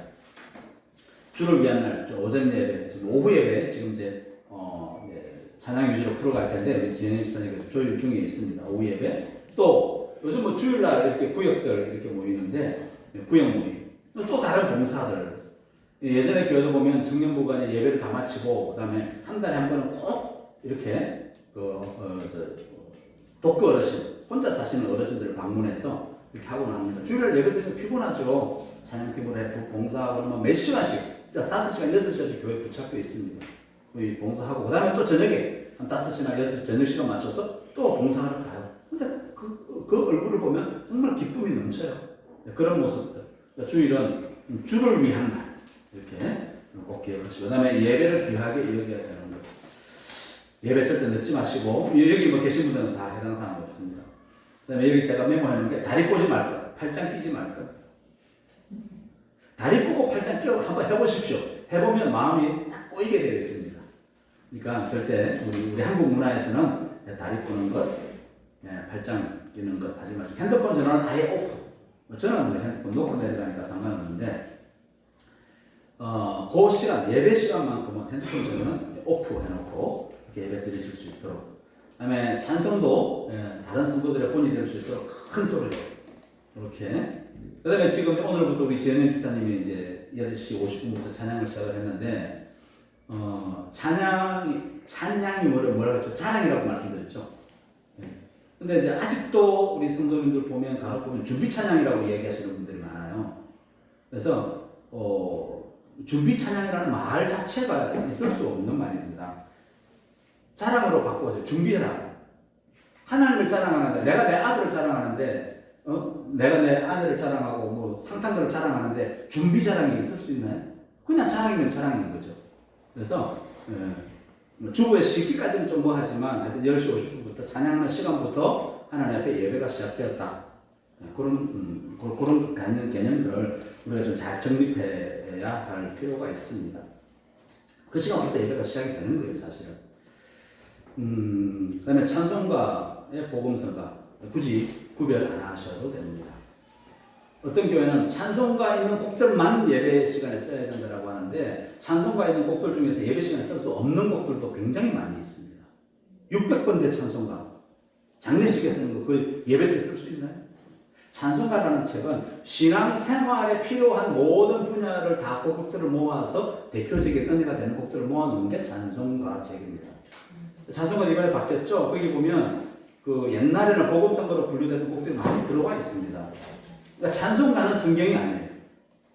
하나님께서 만드신, 말씀하신 게 아닙니다. 사람이 편집해서 모아놓은 거예요. 그래서 그 정도 그렇게 아시면 좋겠고, 이제 찬송가를 많이 하는 이유는 성도들이 많이 아는 곡이니까 우리가 이제 많이 부르는 거죠. 그리고 이제 찬송가 중에서도 설교 때 몇 번 말씀드렸지만 300번 때, 400번 때는 굉장히 고백적인 찬양이 많습니다. 그러나 앞에 한 60번 때, 70번 때까지는 하나님을 찬양하는, 하나님을 직접적으로 다이렉트리 높여드리는 그런 찬송가들이 많이 있습니다. 사실 그런 곡들이 우리에게 은혜가 돼요. 나와 하나님과의 관계가 친밀하면 앞부분에 있는 곡들이 굉장히 은혜가 됩니다. 그리고 굉장히 이렇게 영적으로 강건해지는 그런 것들을 경험할 수 있는 곡들이 앞부분에 있는 곡들이에요. 뒷부분에 있는 곡들은 물론 잔잔한 그런 감동을 주는 건 맞습니다. 근데 각각 이제 그 역할들이 다른 거죠. 앞부분에 있는 찬송들과 뒷부분에 있는 찬송들. 이런 부분들이 있을 수 있다는 거 여러분 아시고, 대표기도, 아이고, 죄송합니다. 주일날 대표기도에 여러분 순서에 다 들어오시게 될 거예요. 임직식 끝나면. 우리 지금 이제 우리 양금의 권사님하고 이현승 권사님 대표기도 순서에 다 하고 계시거든요. 이번에 이제 새롭게 이제 권사 집사직을 받으면 이제 안수 집사 권사님이 되시면 뭐 일주일에 한 번씩 돌아가는 순서에 같이 들어오실 거예요. 같이 한 주, 2주 전에 미리 광고 나가니까 그렇게 준비해 주시면 되겠습니다. 일주일 동안 쭉 기도하시면서 준비하세요. 준비하시고 원고를 준비하시고 지난번에 말씀드렸죠? 한 3분 정도 이제 제가 잘 나눠 들었으니까 이제 크게 거기 벗어나지 않도록 이렇게 준비하시면 되겠습니다. 그 다음에 성경책 꼭 갖고 다니십시오. 요즘 핸드폰을 많이 갖고 다니시는데 주중에 뭐 간단한 모임에 갈 때는 괜찮은데 주일 예배 오실 때는 불편하실 수 있습니다. 그러나 성경책을 가지고 오십시오. 그것이 내가 하나님의 전에 나아간다는 그런 확신을 심어주기도 하고 내 안에 그런 성도로서의 그런 자존감과 관계된 부분이기 때문에 여러분 가지고 있는 성경책을 꼭 가지고 오시기 바랍니다. 교회 안에 비치된 거 가끔 이용하시는데 그거는 비상용이에요. 어쩌다가 외부에서 성도님들이 갑자기 이렇게 교회 오시는 분들이 계세요. 그런 분들을 위해서 비치해 놓은 거니까 성경책 꼭 갖고 다니시기 바랍니다. 그래서 제가 이제 참고 구절 읽을 때도 제가 여러분의 시간을 드리잖아요. 자막에 나옵니다, 물론. 그러나 여러분이 가지고 계신 성경책을 찾으십시오. 찾아서 성경책에 표시도 하시고 낙서도 하시고 메모도 하시고 그렇게 성경책을 활용해 주시면 감사하겠습니다. 그 다음에 설교에 대한 이해. 설교는 누구의 말입니까? 목사의 말이지만 그러나 인간을 향하는 하나님의 말씀. 하나님에 관한 인간의 말로 들으시면 안 됩니다. 하나님에 관한 인간의 말이 아니라 인간을 향하는 하나님의 말씀이다. 설교는 내가 평가하는 것이 아니라 내게 주시는 하나님의 음성으로 들어야 되는 거죠. 제가 여기 은퇴 목사님을 그 부분은 정말 존경하는 거예요. 하나님의 음성으로 듣기 때문에 그분이 담임 목사이셨지만 대중적으로 내려가셨던 것이죠. 그러니까 우리가 은혜가 된다 안 된다 이런 말도 표현할 수는 있지만 조심해야 됩니다. 내가 말씀을 평가하는 판단하는 결과일 수도 있기 때문에 내가 은혜가 안 된다는 말은 내가 판단한 거예요. 그러니까 우리 그런 말들은 굉장히 조심해야 됩니다. 나에게 주신 하나님의 말씀이다. 그렇게 들으면 그런 표현을 우리가 할 수가 없죠. 그래서 은혜가 안 된다. 그러면 나를 돌아봐야 됩니다. 내 심령이 지금 악하여서 내 심령이 고난해서 하나님의 말씀이 제대로 들어오지 않는구나. 자기 자신을 돌아볼 수 있어야 합니다. 저도 마찬가지예요. 저도 특히 이제 오늘 말씀 준비하기가 정말 너무 많이 힘들었습니다. 그렇지만 저에게 주시는 말씀이니까 제가 순종하고 그 말씀을 받고 그러면서 전하고. 교회 생활에서 전에 저희 그런 일이 있었습니다. 요즘 여러분들 성가대 지금 많이 계시고 하시는데 회중석에 앉으시는 분들 보면 되게 자리가 정해져 있어요. 이런 표를 써도 될 정도로 그런 고정석입니다. 그런데 다른 자리에 앉으면 예배가 안 된대요. 그러나 우리 직분자들은 만약에 회중석에 앉을 기회가 있으면 직분자들은 새로 오시는 분들에게 자리를 양보해 줄 수 있어요. 새로 오시는 분들이 내 자리에 앉아 있으면 나는 가만히 그냥 옆자리에 다른 자리에 가서 앉으면 됩니다. 근데 그러지 않고 여기 내 자리에 일어나세요. 아무것도 모르는 사람이 막 그런 식으로 하면 안 되는 거죠. 그러면 절대 안 됩니다. 그 다음에 성도들에게 먼저 다가가시고 우리 교회는 뭐 다들 지금 가족 같아서 너무 좋고 감사한데 성도들에게 먼저 다가가시고 특히 새가족이 오시면 꼭 관심을 가지시고 먼저 말을 건네십시오. 새가족이 먼저 말을 건네지 않습니다. 반드시 우리 직분자들이 먼저 말을 건네시고 또 어깨도 다독여 주시고 이렇게 또 식사하는 자리에 또 안내도 해주시고 우리 오늘 찬양 지연영 집사님 우리 교회 처음 왔을 때 분위기 보고 너무 좋다고 그러면서 소개하는 그날 막 권사님들이 떠밀려가지고 식사하러 왔대요. 그러면서 너무 좋아하더라고요. 그 떠미는 그 손길이 너무 따뜻했다고 그런 얘기를 하시는데 정말 우리 교회 우리 권사님들에게 감사드립니다. 또 아까 잠깐 말씀드렸는데 주인의식이 꼭 필요합니다. 제가 이제 주중에 이렇게 다니다 보면 교회 앞에 담배꽁초가 떨어져 있는데 그대로 있어요. 며칠 가도. 좀 마음이 좋지 않은데 이제 여러분들께서는 혹시 이제 새벽 기도나 이렇게 주중에 왔다 갔다 하시다 교회 보이면 그런 것들 보이면 바로바로 그 자리에서 내 집이니까 바로바로 이렇게 정리해 줄 수 있도록 그렇게 관심 갖고 이렇게 해주시면 감사하겠습니다. 어제도 3층에 불이 켜져 있었는데 제가 이제 밤 늦게 가면서 다시 끄긴 했는데 담임 목사니까 이렇게 눈에 보이는 물론 그런 것도 있지만 제가 옛날 집사 때도 섬기는 교회에서 제 눈에는 보여요. 제 눈에는 보이는데 다른 부목사님들이나 다른 사람들 눈에는 안 보인대요. 저기 불 켜져 있는 거, 다음에 쓰레기 떨어져 있는 거, 유리창 깨진 거, 구석에 낙서되어 있는 거. 제 자랑이 아니지만 그런 것들이 제 눈에는 보여요. 그럼 이제 다른 사람 눈에는 안 보인다 하더라고요. 이런 게. 여러분들의 마음 안에 사랑이 있으면 다 보이게 되어 있습니다. 그래서 교회를 더 사랑해 주시기를 부탁을 드립니다. 내 교회가 되죠. 내 교회. 그게 아니라 그냥 구성제일교회가 그냥 수많은 교회 중에 하나 마음에 안 들면 그냥 옮겨버려야지. 그거는 하나님께서 원하시는 거하고 전혀 다릅니다. 자, 헌금생활 11조 반드시 하십시오. 11조는 마음을 드리는 거라고 그랬죠. 우리 신앙을 확인하는 것이 11조입니다. 하나님께서 돈이 없으셔서 11조 명하신 거 아니에요. 하나님께서는 우리가 쓸 것 90을 주셨어요. 그리고 하나님께 다시 돌려드릴 것 10. 두 개 합쳐서 100으로 우리에게 주신 거예요. 그러면 그 나머지 원래 10은 다시 돌려드려야 되는 거예요. 그래서 성경에 보면 그 마저 100을 내가 다 취하는 것은 도둑질하는 것이다. 아주 성경에 그렇게 나와 있습니다. 그래서 우리 그런 개념 자체를 우리가 수입의 10분의 1에 대해서는 그건 하나님의 소속이고, 그건 왜 줬다 뺐다 하시나? 아예 90만 주면 되지. 그렇잖아요. 그것을 통해서 주고받는 그런 관계를 통해서 하나님이 우리와 인격적인 관계를 원하시는 거죠. 하나님과 나와 네가 나를 얼마나 사랑하는가를 표현하는 것을 보고 우리를 더 기뻐하시는 거죠. 그래서 하나님께서 시험하라고 명령하신 것이 유일하게 11조라는 것. 이건 바로 신앙 고백이라는 것을 꼭 기억하시기 바랍니다. 헌금 종류가 많죠. 왜 이렇게 헌금이 많으냐 그러는데, 그래서 내 인생의 모든 영역이 다 하나님의 소유라는 것을 인정하는 것이 바로 여러 제목의 헌금들입니다. 감사 제목, 감사 헌금, 또 생일 감사 헌금, 또 건축 헌금, 성교 헌금, 1,000번째. 우리 교회 지금 1,000번째 들으시는 분 계십니다. 또 절기 헌금, 구역 헌금 등등. 기간별 회비는 헌금이 아닙니다. 그거는 이제 세상 모임에서 운영하는 거예요. 그거는 같이 따로 떼서 생각해야 됩니다.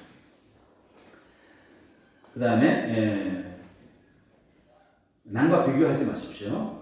나에게는 좀 부담이 될 만큼 그렇게 헌금을 하는 것이 맞다. 그 다음에 이제 우리 이제 직분자들이 이제 각 부서에서 일을 하다 보면 헌금을 사용하실 때가 있을 거예요. 헌금을 사용하실 때는 첫째로 한 푼도 헛되이 쓰지 않도록.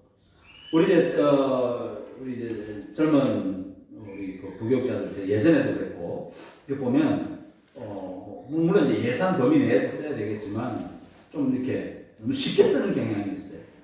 그러나 정말 우리 성도님들이 정말 어렵게 그렇게 헌금한 거 1,000원, 2,000원 모아가지고 10,000원, 20,000원 이렇게 헌금한 걸 알면 함부로 쓸 수 없습니다. 그래서 저도 이제 어떤 물건을 사도 마우스 클릭을 한 번 더 해요. 한 번 더 해보고 같은 물건이면 더 저렴하게 파는 데 없나. 시간이 많이 걸리죠. 그래도 헌금을 함부로 쓸 수 없기 때문에 찾아가지고 저렴한 같은 물건이라고. 무조건 싼 거 사진 않습니다. 같은 모델이라면 더 저렴한 데를 찾아서 이렇게 이제 구입해야 되고. 우리 교회는 해당 사항 없는데 어떤 교회는 헌금을 마치 선심 쓰듯이 하는 그런 일이 있는데 그러면 안 되고, 부서별 예산이 남으면 그럼 반드시 그 부서에서 이월시키는 거 아닙니다. 교회로 환원하셔야 돼요. 왜냐하면 그 부서에서 필요한 일된 예산은 또 하나님께서 새해에 다시 부어주십니다. 하나님께서 주시는 만큼 쓰면 돼요. 하나님께서 안 주시면 안 쓰면 됩니다. 이게 교회 헌금의 수입 지출의 기본 원칙입니다. 제로에서 시작해서 제로가 끝나는 거. 사실 저희 교회도 얼마 전까지 이렇게 2월금이라고 해가지고 매년 몇백만 원씩 이렇게 2월금이 넘어왔는데, 그 1월금 넘기는 이유는 이제 1월 달에 쓸 재정이 필요해서 그렇게 이제 2월을 했는데 엄밀하게 따지면 1월 1일은 자녀 입체료가 되어야 맞는 거죠. 그게 대원칙입니다. 이런 이야기를 들었습니다. 10명밖에 안 되는 개척교회인데 그 개척교회에서 기도를 했습니다. 물줄도 채워주시고 사람도 채워주시고 정말 눈물을 흘리면서 이렇게 기도했는데 하나님이 그러시더랍니다. 너는 내게 무엇을 주었느냐.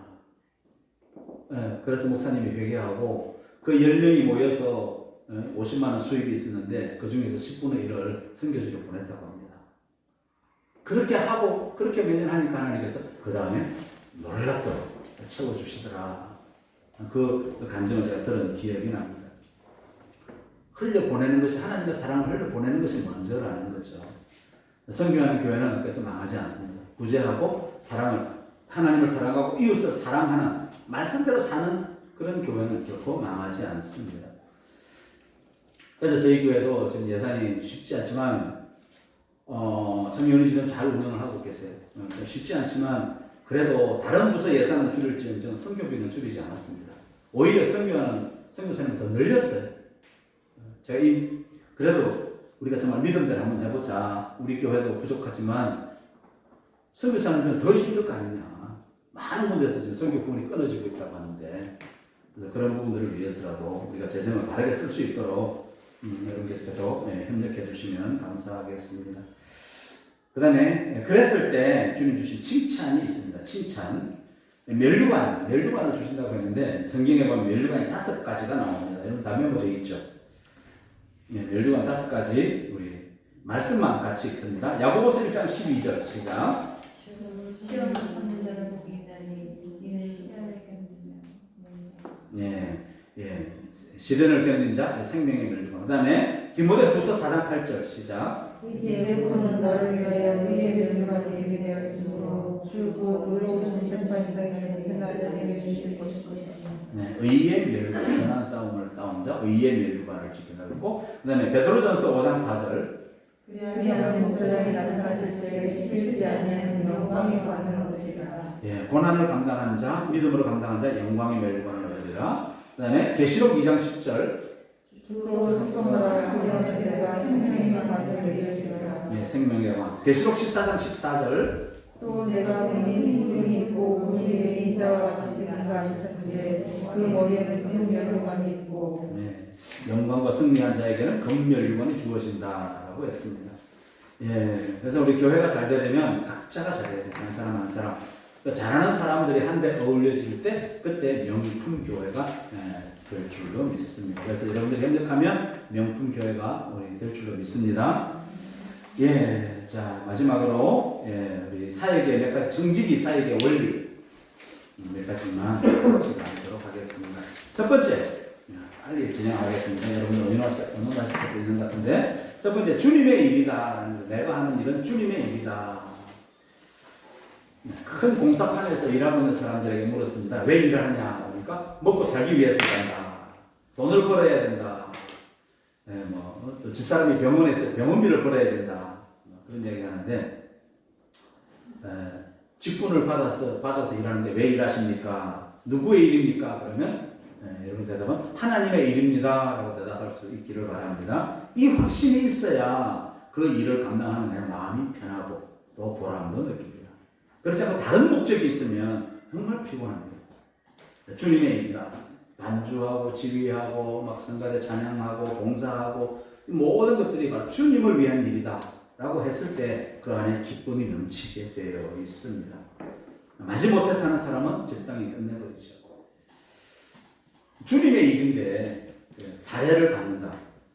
이건 정말 우리가 잘 조심해야 됩니다. 제 경험만 말씀드릴게요. 예전에 어떤 교회에 이렇게 성가대 갔었는데 꽤 규모가 큰 교회입니다. 이제 신앙생활 한 지 얼마 안 됐을 때 집사 때인데 이제 성가대 지휘자가 이제 대학교 교수님이셨어요. 음대. 그러면서 이제 자기 학생들을 그 교회 솔리스트로 데리고 온 거예요.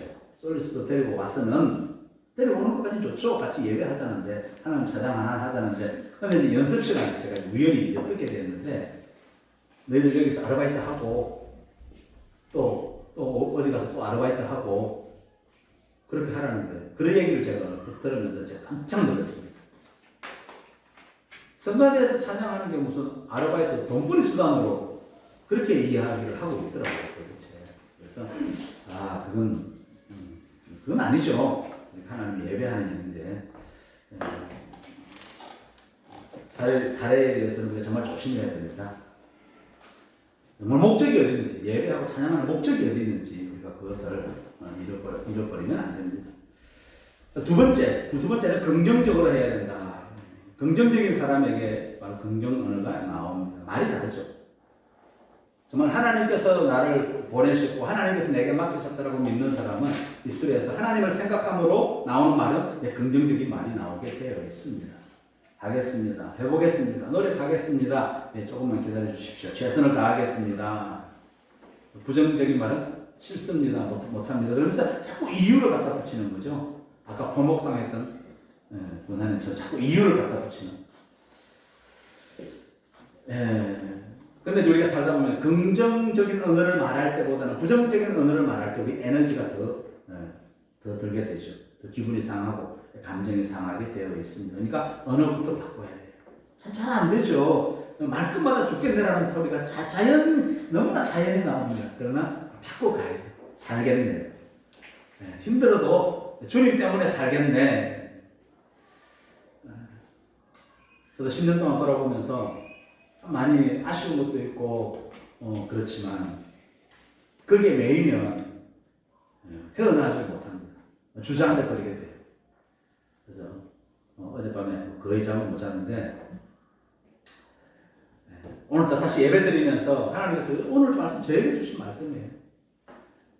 하나님께서 다시금 말씀을 주시고 또 회복시켜 주시고 또 미래를 또 바라보게 하시고 하나님께서 계속 그렇게 하고 계십니다.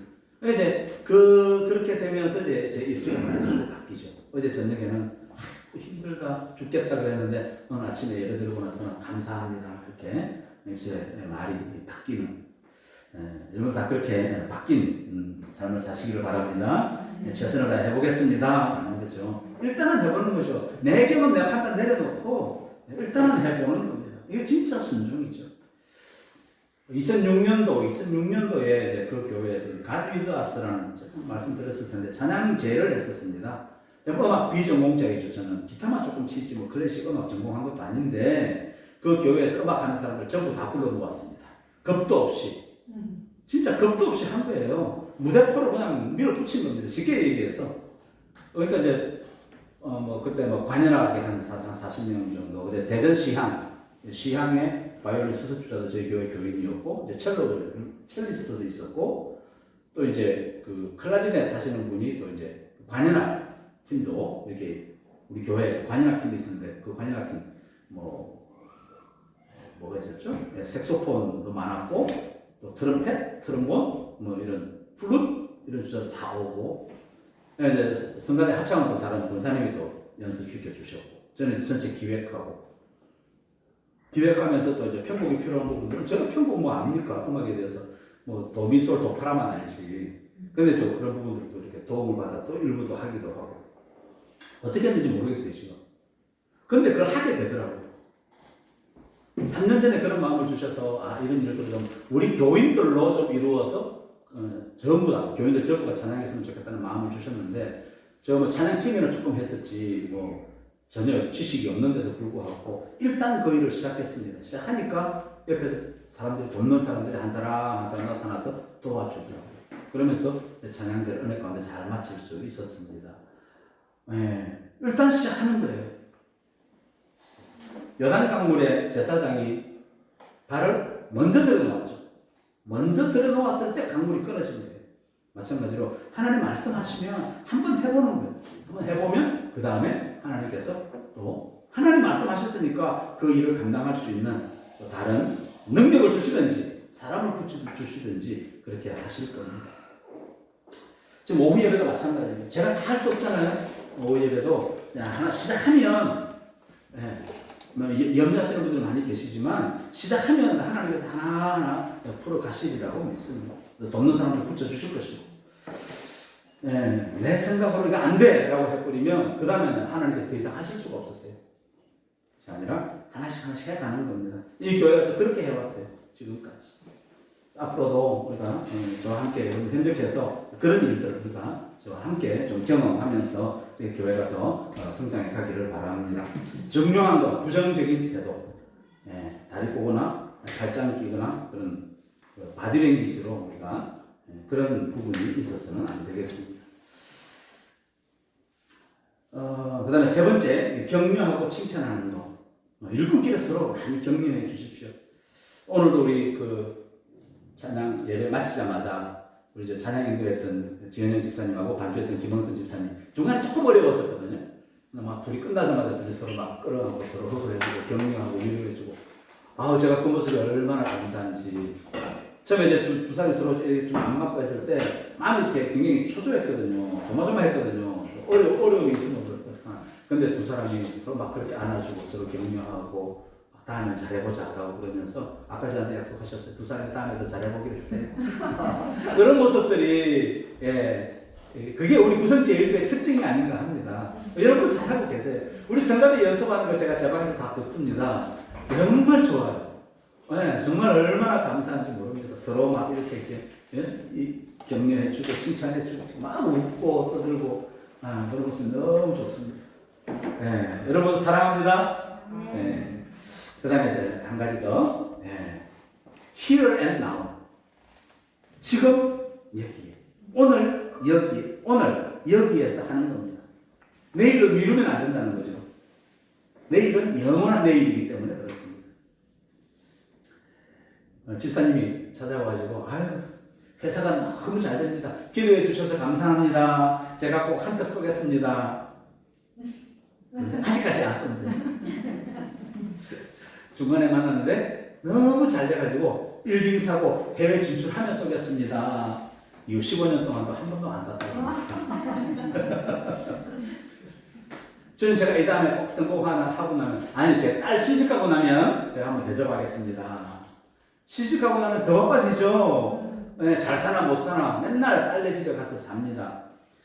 조금 있으니까 애기 낳았다 그래요. 애기 출산 뒷바라지만 하고 나면 제가 대접하겠습니다. 애 봐주고 나면 애 보는 거 끝나고 나면 애 학교 가면 제가 사주겠습니다. 애보다 허리 나왔어요. 허리가 나오면 사주겠습니다. 끝이 없습니다. 지금 여기 주의 일은 지금 여기서 여기서 오늘 당장 해야 됩니다. 다음에 사업에 성공하면 제가 1억 헌금하겠습니다. 안 하는 게 나아요. 지금 그냥 10만 원 하니까 차라리 낫습니다. 오늘 여기 이것이 중요합니다. 하나님께서 우리에게 많은 것들을 주셨어요. 생명도 주셨고 하나님께서 우리에게 시간 주셨습니다. 내 시간 아니에요. 하나님의 시간입니다. 하나님께서 복음 주셨죠. 하나님께서 이 교회도 그렇게 주셨습니다. 직분도 하나님께서 주셨고 우리 가정도 하나님께서 주셨고 물질도 하나님께서 주셨고 재능도 하나님께서 주셨습니다. 5만 가지를 다 누가 주셨습니까? 하나님께서 주셨죠. 그 생각하면 우리 감사하지 않을 수가 없습니다. 각 분야에 대해서 여러분들이 가지고 있는 것에 대해서 여러분 청지기로 그렇게 사시기를 바랍니다. 잘 관리하셔야 돼요. 저도 그러려고 애쓰고 있습니다. 건강도, 돈도, 가정도, 자식도 잘 관리해야 됩니다. 최선을 다하는 것이죠. 그것이 충성이고 그것이 헌신입니다. 목사를 위해서 하지 마십시오. 주님을 위해서 하시기 바랍니다. 주님 말씀하시는 주님의 뜻을 위해서 그 일들을 감당하실 수 있기를 바랍니다. 마지막으로 한 가지만 더 말씀을 드리고 마치겠습니다. 이거 한 2-3시간 해야 되는 내용인데 권위에 대한 부분입니다. 권위. 교회의 영적 질서에 있어서 최종 권위자는 목사입니다. 최종 질서에 따라서 그렇게 최종 권위는 목사에게 주어져 있습니다. 그러나 이 예를 들게요. 아버지가 세 아들에게 간접 거부의 위험성에 대해서 이야기를 했어요. 영화관에 이제 영화를 보고 있는데 거기서 2시간 동안 영화를 보고 있는데 한쪽에서 담배를 피면 2시간 동안 있으면 담배 20가치 핀 그 영향을 받는다 라고 이제 아들한테 설명을 해줬어요. 영화관 가면 조심해라, 담배 끊으라, 그 얘기죠. 아들들이 그런 억지가 어디 있냐고, 그런 말도 안 되는 이야기 하지 말라고 아버지를 믿지 않았습니다. 그냥 자기들 담배 끊게 하기 위해서 아버지가 지어낸 이야기다라고 믿지 않았어요. 그러니까 아버지가 인터넷에서 기사를 캡처해가지고 아들들한테 보여주었습니다. 무슨 기사냐면 미국 하버드 대학에서 대학생들이 실제 실험을 한 결과 그 결과를 아버지가 인용을 해서 아들들한테 설명해 준 거예요. 그걸 딱 보여주니까 아들들이 아무 소리를 안 하더라는 겁니다. 무슨 차이겠죠? 왜 아들들이 설득당했을까요? 하버드 대학의 실험 결과라는 그 권위 때문에 아들들이 순복을 한 거죠. 아빠의 말과 대학의 연구 결과, 이 권위가 서로 다른 겁니다. 이 권위라는 말, 헬라어로 엑수시아라는 건데 위로부터 허락되는 것, 뭔가를 행할 수 있는 신적